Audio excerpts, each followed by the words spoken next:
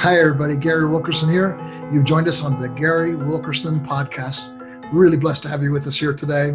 Hope you were with us last week because we had some amazing content about some important questions that students, young students today, maybe their parents or pastors of churches, youth pastors are asking about the trouble that we're seeing with doubt and mass exodus of the church. How are we going to regain this generation? How are we going to have students that are living for God and in a wicked culture? How are we going to reach that culture as well? So we have with us again today, Evan Wilkerson. Evan, thanks for joining us.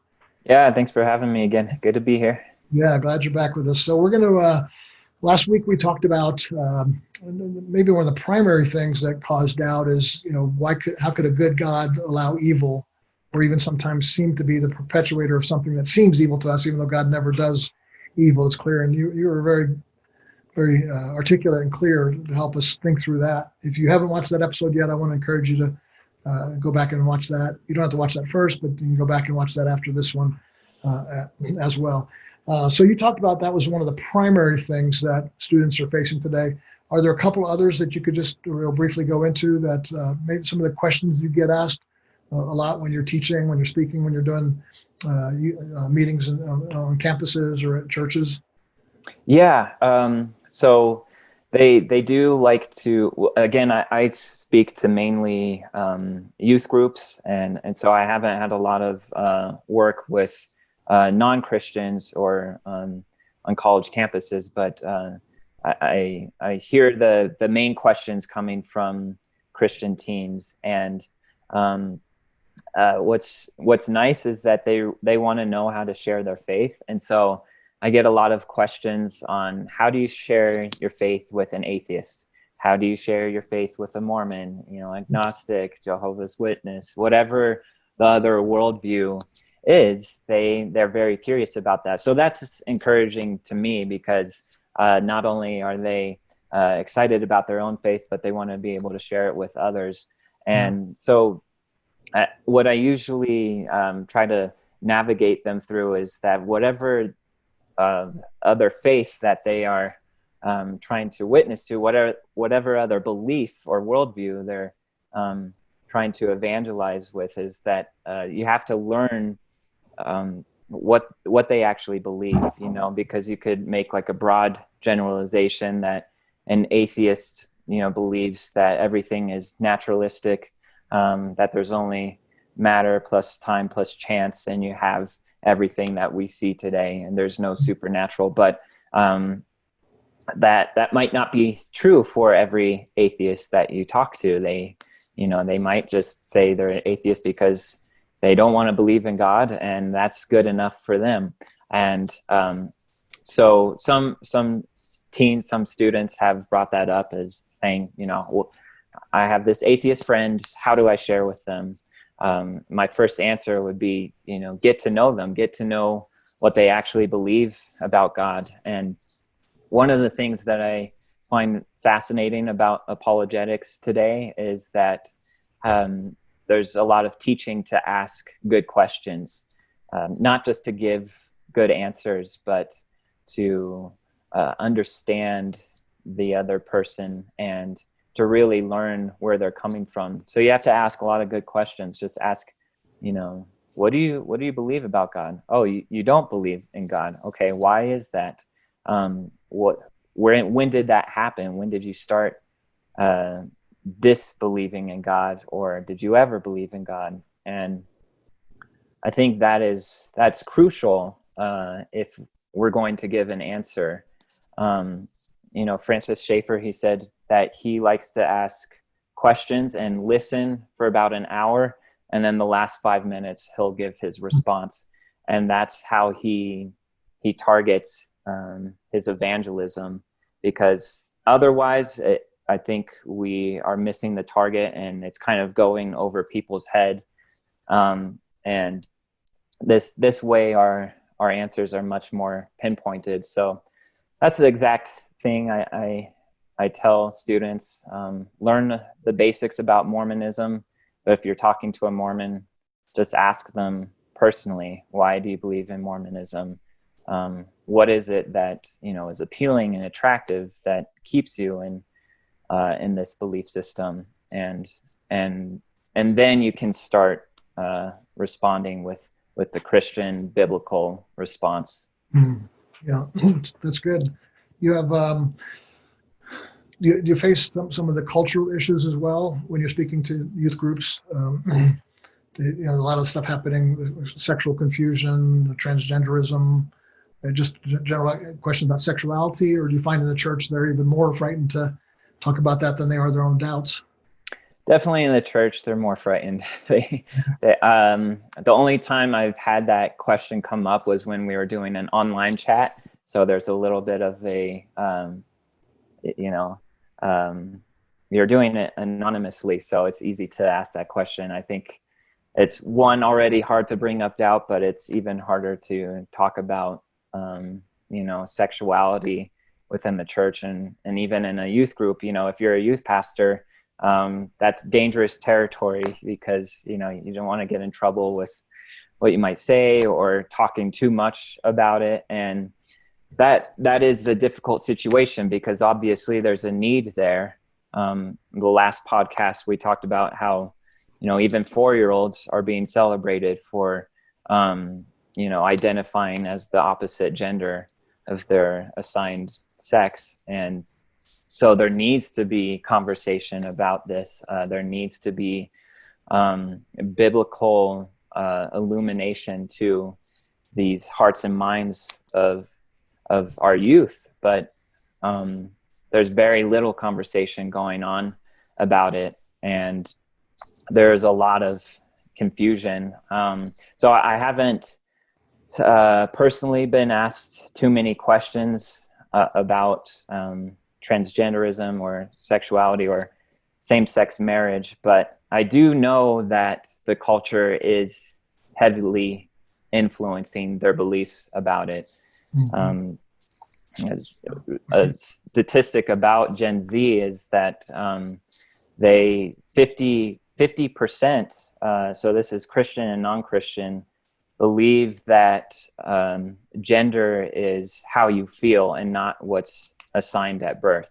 So half of Gen Z, believes that you can be whatever gender you want, and 1 out of 8 students actually know somebody who believes they're non-binary or believes that they've transitioned or trying to transition in some way. So I think these conversations do need to be happening, and that there needs to be, even if you're not having a one-on-one conversation, for maybe youth pastors and parents to give presentations on, hey, this is what biblical sexuality looks like. This is why we are actually created only man and woman, male and female, and there is only one marriage between male and female. I think that's really important and would be helpful. Yeah, I think it is. The scripture talk about 1 Timothy, I think it is, we need to contend for our faith. Mm-hmm. And oftentimes we're trying to be so nice and genteel and loving that there's no contention or contending for our faith. And right. I believe we should study, number one, study scripture to see what is approved by God or what is not approved by God. Study culture to see what they're saying, where it's contrary to God. And then number two, so first I say study. The second I say stand. Take a stand. My wife Kelly and I, we heard about the thing called Cuties that were on Netflix. Mm-hmm. And, so our stand was, we're not going to not only watch it, but we're going to cancel our Netflix subscription, to take a stand. Number three, after study, stand and then speak, to speak up about it. Most people have some audience now.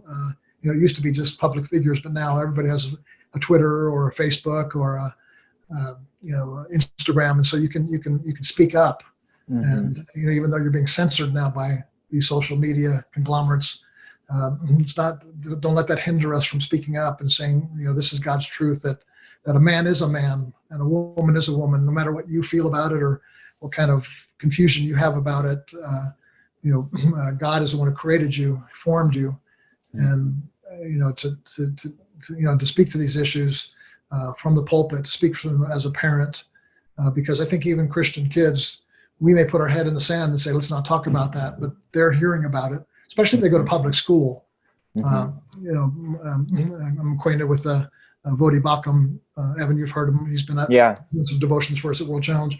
And he said, if you turn your kids over to Caesar, don't be surprised that they become Romans. And we're not here to have a whole argument of whether kids could go to private or Christian school or public, but certainly in the public schools today, we're seeing a landslide, just a horrid movement towards just this radical shift of sexual immorality, of freedom from any kind of form of conscience or of biblical or spiritual correction from a holy God. That's just unacceptable, as we're seen as bigots or seen as racists, just because we believe what the Bible believes. But I do believe we need to, not just speak up right away without, number one, studying. And that's what you're doing with Faith Answers. You're studying and you're taking a stand and you're speaking up and you're encouraging students then to do the same thing. So I commend you for that. Yeah, I think that's awesome that you said to study, stand, and speak, and even try out on that Facebook platform or YouTube platform, because that's 85% of Gen Z spends that YouTube is 85% of Gen Z's main social media channel and online interaction out of all the other platforms. This is where they might be picking up a lot of these ideas that kind of blur the lines of what gender and sex is, and what faith and Christianity versus science and evolution is. And if you research these things, you'll find that teenagers aren't being influenced by these new atheists, the big name atheists like Richard Dawkins or Sam Harris. It's just like YouTube influencers or stuff that they pick up on Facebook. And so I don't think the answer is to say, well, let's just try to get rid of all of it and shelter them, because one way or another they're going to get online, and that's just where a lot of people live today is online. I think the better approach is to speaking up online and having a Christian voice among this community, where there's just a lot of fallacy and there's a lot of false notions about who we are, where we come from, what's right and wrong, and where we go when we die. That's right. Well, it reminds me of some stuff I read, from Alexander Solzhenitsyn and others that they talk about, during the communist, the USSR, how if you didn't toe the line with every party policy, if you had a voice that said something different, you were considered what they called a dissident.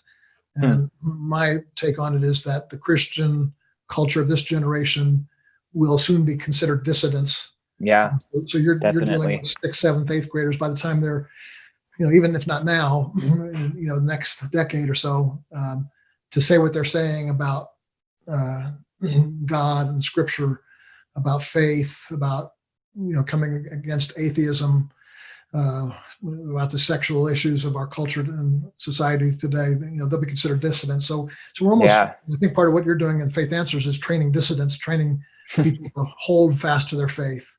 To not waver, to not hide, to not get in a Christian ghetto and escape from society, but be salt and light in that society.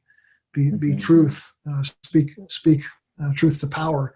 And, it's very easy to conform to the world. It's very easy to just pick up on what everybody else is doing and say, well, hey, this is pretty nice on YouTube. They got a lot of likes on Facebook, so it must not be that bad. Right. But yeah, you almost have to train a rebellion, Yeah. a righteous rebellion Yeah. within this social media platform where that's where they pick up the most of their influence. Yeah. Yeah. It's a good point that you're making there to make sure that they stay, they stay aware of what's going on around them and stay involved. And you're doing that with Faith Answers. What just kind of switching gears here a little bit? What caused you to want to start doing this type of ministry? Yeah, it's interesting how God led me to where I'm at right now, because my passion for apologetics started maybe 10 years ago in rehab, actually, when I was trying to recover off of drugs and alcohol. I was starting to read and listen to CDs of C.S. Lewis.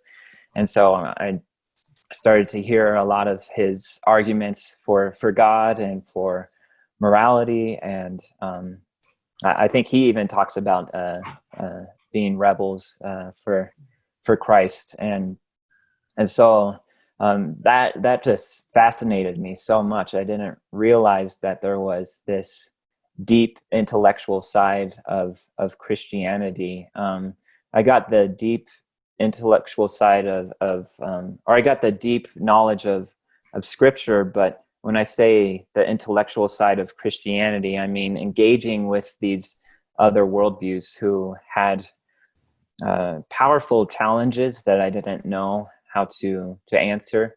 And I think part of what led me into rehab was my objections towards God. I had the same classical objections of, why did God allow evil? Why does he allow me to suffer or anybody to suffer? And seeing how C.S. Lewis responded to these things was incredible. But then God did something even more amazing. It was I actually remember the day. It was a Friday night, and I was really discouraged about my progress in rehab, and just had a bad day. And I thought that I was going to go ahead and leave rehab and relapse and just go all out. I mean, it was that bad of a day. Though you have a lot of bad days in rehab, but I was ready to quit. And that night, God brought in an apologist. I didn't know he was an apologist at the time, but he showed up just to answer all of the people's questions. He showed up just to create this safe space to express our doubts and challenge him. And he didn't judge us or tear us down for our doubts or the questions This was that we at the had. rehab itself. That this guy came to speak at your rehab. Yeah. Okay. Yeah, but he didn't work for the rehab. He was a guest speaker that they That's just cool. had. It's cool they had that. I'd like to be sit in on that meeting to hear what kind of questions those guys would ask. But that was pretty. Oh yeah, yeah. It was all over the place. Again, a lot of the problem of evil questions, and a lot of the difficult passages in the Bible questions. But he was so passionate about his answers and what he's studied and learned, and it comes out of this natural passion of, these are great answers that God has provided for us. So let's learn about them. Let's study them, and it deepens your faith even more. And it's like, I knew that Jesus died on the cross and rose from the dead, but then when I started studying the evidences around that event, my faith even bolstered even more.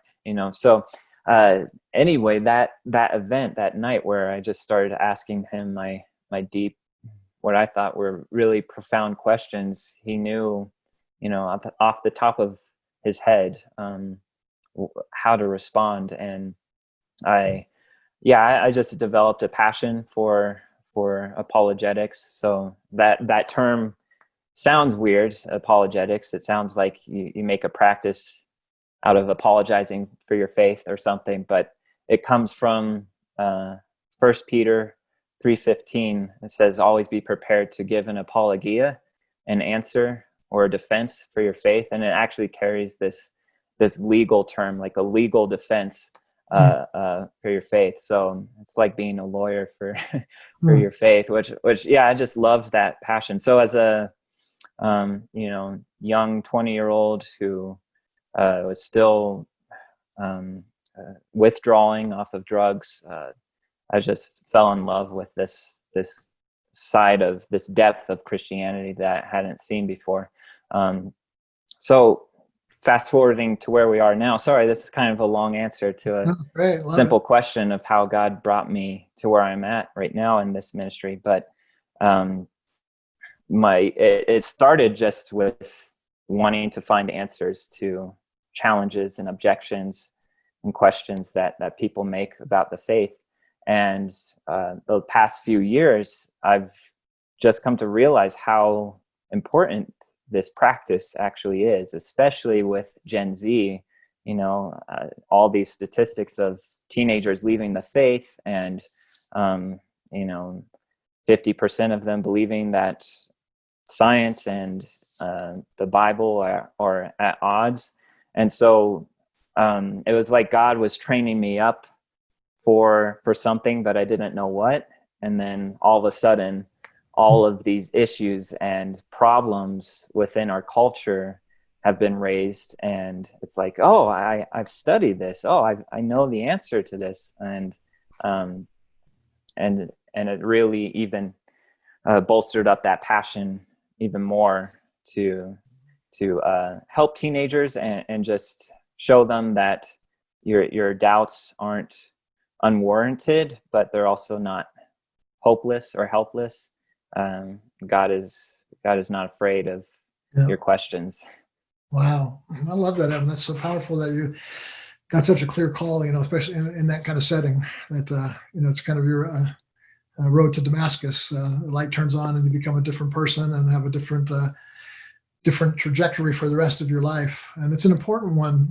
I love what you're saying there too about the particular scripture there, and that the word apologia is actually used, and it's used in the context of a I guess you call it a command. It's not sort of like for those of you that are kind of interested in the intellectual aspects of Christian faith, then why don't you study apologetics? It's right. It's a command for all Christians, and if we are left with weakness in the area of apologetics, of understanding how to defend and contend for our faith, it's going to affect our own children. It's going to affect our own churches. It's going to affect culture as well, because we won't be able to speak into it. And so many churches today, this, Evan, they're only speaking about sort of happy thoughts and you can have your best life. And I come to church to find out what my destiny, how God's going to fulfill my destiny. And they're not asking any hard questions. They're not going deep into the character and nature of God, who He is, what He's doing in culture, what's happening with such a rejection of God today. And you're digging in there, so I commend you for that. What are some of the ways? So you're heading up a ministry called Faith Answers underneath the banner of World Challenge. What are some of the ministries that you're doing through Faith Answers? Sure. Yeah. So before COVID, I was meeting with local youth pastors here in Colorado Springs to give presentations to their youth groups and just kind of expose them to this idea of apologetics and answering the tough questions. But of course, haven't been able to teach since COVID. So I've been doing a lot of writing right now, and that would be necessary either way. But I am the only writer on Faith Answers, so it's been a lot of writing, and I'm excited for the beginning of next year. That's when I believe we'll really start being able to distribute these articles that I've been writing about Jesus and His resurrection. Evidence surrounding that Jesus actually rose from the dead, and things like, again, why God allows evil and suffering, and then things to how we know God exists. We can look at things just as simple as there's morality. that people know right from wrong. Where does that sense of morality come from? And using that as a sign or signal that a God exists. So all these articles that I'll be working on should be released in January. But I'm even more excited for a YouTube series that we'll be working on, where I give short 5 to 8 minute lessons and covering the same topics. But I'm excited about this platform because, as I mentioned, 85% of Gen Z uses YouTube as one of their main online platforms. So this is just a very needed area of a Christian doctrine and apologetics. I encourage, if you're an apologist and a teacher, to get on YouTube and start being the Christian side of the voice. There's more than enough atheist voices on YouTube and just secular voices. So to have as many Christian voices on YouTube would be great. But those are the two main channels, articles and YouTube series. Yeah, so you can come to www.worldchallenge.org and find out under Faith Answers. Read some of Evan's articles, also his YouTube channel. All of these will be in the show notes. You can look at this podcast and see some of the links that we have to Evan. And we're getting Evan up and running on social media. So pretty soon, I'm sure you'll be able to find his Twitter and his Instagram account because he's got a voice and he needs to be sharing these things. We're looking forward to having that expand into other realms of media as well. But the YouTube things will be up soon, and if not, they already are. By the time you're listening to this, and we also in the future, as things right now is the time while Evan and I are speaking this. To each other on this podcast, we're still in the middle of a lot of shutdowns, and COVID-19 is causing some difficulties in travel and public gatherings. But very soon, Evan will be available once again. I know Evan and I went to Jacksonville, Florida. I was doing a pastor's conference, and he was speaking to teenagers and young adults. And unfortunately, he caught COVID coming back. I sat next to him on the airplane. I didn't get it. He did, but he wasn't. Yeah, that was weird. Yeah, you didn't get too terribly sick, but a little bit. And but it was strange that I'm thankful that I didn't get it. But we're not traveling a whole lot right now, but we will be again. I'll be doing my pastors' conferences next year, and you'll be doing Faith Answers events. So if a church, youth group, a school wants to have Evan come in, just contact him at World Challenge. Well, again, we'll have all those notes for you to check out on the show notes here of this podcast. Evan, thank you for doing last week with us and this week as well. It's two really good weeks. If you haven't heard Evan's testimony, you can go back and check out the podcast, one of our most viewed podcasts. Well over 10,000 people have already viewed that. One of our top podcasts about your testimony, a family testimony about addictions and prodigal children. And, you not only told your story, but Kelly and I, my wife Kelly, and we're able to talk a little bit about how parents are impacted by this as well. And so for us, this is kind of an exciting story for me just to be here with you, Evan, because the story of the prodigal son ends when the son comes home and they have a big party, and then it's ta-da. But this story is ongoing. Not only is the prodigal son came home, but he's actually now rescuing other prodigals. He's actually now touching other lives. And so this story continues, and I want you to I encourage you to follow Evan Wilkerson's ministry. It's going to become something of great impact around America and around the world as well. So grateful to have you on today. And I know you're also still finishing your master's degree, so you've got a lot of other work besides what you're doing at Faith Answers and World Challenge. So keep up the good work, Evan. Yeah, thanks, Dad. Thanks so much for having me. It was a lot of fun. The Gary Wilkerson Podcast is brought to you by World Challenge, transforming lives through the message and mission of Jesus Christ. Each week, this podcast reaches thousands of listeners. This critical work is made possible by the generous contributions of individuals like you who believe in World Challenge's mission. Thank you for listening and supporting